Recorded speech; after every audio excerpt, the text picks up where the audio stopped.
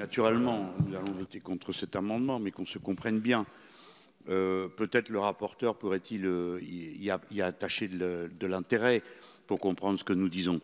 Nous sommes contre parce que nous sommes contre les vœux et contre leur hiérarchisation. Vous avez vous-même décrit des effets pervers, monsieur le rapporteur, et madame la ministre, vous abondiez dans ce sens, qui sont le résultat du système lui-même. À partir du moment où il y a de la rareté, il y a toutes sortes de commerces qui se construisent autour de l'accès à cette rareté.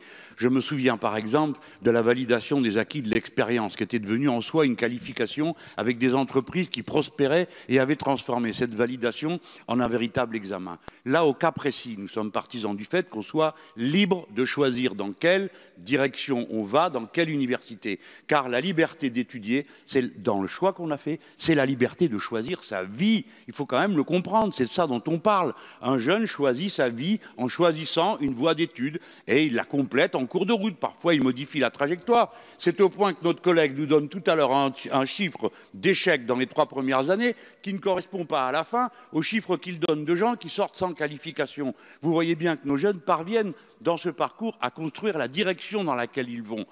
Et essentiellement, revenons à une chose, je vais finir là-dessus.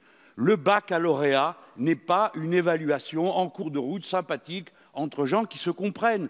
Et je le dis sans agressivité contre personne, j'essaye de faire comprendre une vision de l'éducation nationale et de l'idée qu'on s'en faisait. Le baccalauréat instaure des droits. C'est le premier grade universitaire, pas le deuxième, le premier grade universitaire.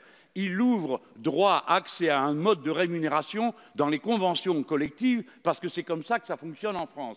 Et deuxièmement, ça ouvre un droit, une liberté, celui de choisir son enseignement supérieur. C'est tout ça qu'on est en train de remettre en cause. Comprenez pourquoi on y met de la passion, ça n'a rien contre vous. On est absolument persuadé que vous cherchez à faire le mieux. Mais c'est comme ça que nous voyons les choses. Baccalauréat égale droit. Droit d'entrée, droit de classement dans les conventions collectives. On ne peut pas rajouter des critères d'entrée à l'université qui n'aient strictement rien à voir avec la discipline qui correspond à l'entrée à l'université. Que ce soit les stages dont on a parlé tout à l'heure, c'est une idée, je la comprends, elle a l'air d'être pleine de bon sens, mais elle n'en a pas. Le stage est un lieu de discrimination sociale incroyable. Quiconque parmi vous a affaire aux gens qui l'entourent savent que c'est déjà un problème d'avoir un stage, qu'il y a une discrimination, je vais l'appeler prudemment par quartier ou par mauvaise adresse. À plus forte raison à la sortie du lycée sur telle ou telle forme d'engagement, où irait-on? J'entends l'intention, elle me paraît tout à fait louable, mais le résultat serait désastreux. Je rappelle que la qualification, c'est la transmission d'un savoir qui, lui, produit un savoir-être. Quand vous êtes dans la restauration ou dans l'hôtellerie pour parler des diplômes professionnels, vous avez en même temps qu'un diplôme et un savoir-faire, vous avez un savoir-être. Mais on ne peut pas aller au-delà. Sinon, on va commencer à hiérarchiser et évaluer le niveau d'engagement, sa qualité, sa couleur, quoi. Donnerez-vous une prime à quelqu'un qui aurait, par exemple, une opinion au lycée? Je pense que certains ici diraient que ce n'est pas une bonne idée. Et je serai le premier à vous dire que ce n'est pas une bonne idée. Parce que ce n'est pas sur de tels critères que l'on doit évaluer le savoir pour entrer à l'université. Le soutien, évidemment, à l'accès à l'enseignement supérieur pour les classes les plus populaires va dans le bon sens et nous le soutiendrons à chaque fois que cela est possible. Pour autant, nous souhaitons faire entrer le principe de priorité nationale partout. Nous pouvons le faire entrer dans la loi. Il serait donc souhaitable que cet accès soit réservé prioritairement aux bacheliers de nationalité française. Bien entendu, il ne s'agit en aucun cas de refuser les étudiants étrangers. Ils seront toujours les bienvenus et pourront repartir, faire bénéficier leurs compatriotes du savoir acquis en France. Mais nous souhaitons évidemment que la priorité nationale puisse entrer partout dans la loi. C'est l'objet de cet amendement. Je suis consterné qu'on en arrive là.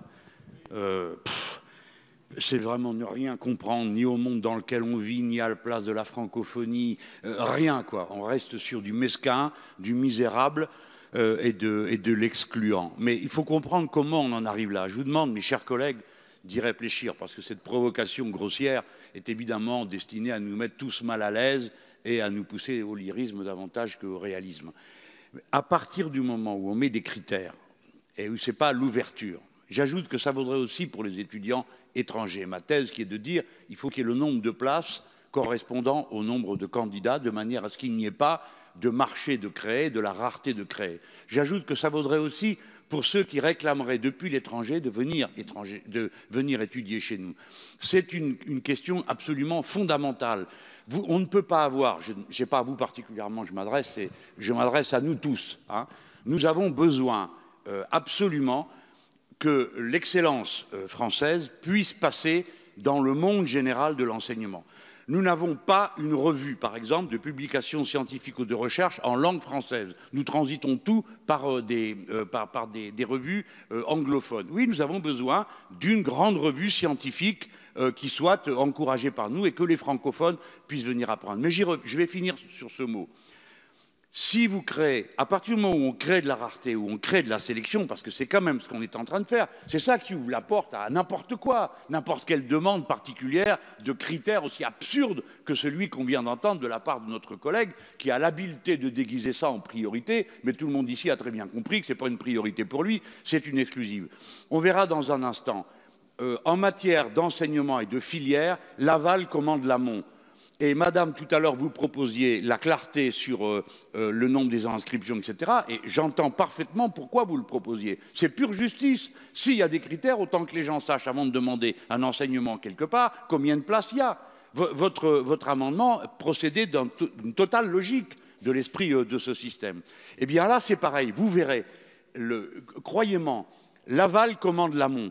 Ce sera à la sortie combien il y a de places dans telle ou telle branche professionnelle, combien de gens sont embauchés, qui va déterminer la filière. Et la filière elle-même, en fonction de son accessibilité, qui viendra du lycée dans cette filière. Mais tout ça peut paraître plein de bon sens. Mais sur la durée d'une étude qui dure 5 ou 6 ans ou 7 ans, c'est absurde. Parce que les qualifications professionnelles évoluent. Donc plus on charge les gens en savoirs généraux et transversaux, plus on est sûr qu'ils s'adapteront à des offres professionnelles différentes. C'est le contresens que l'on fait quand on veut spécialiser.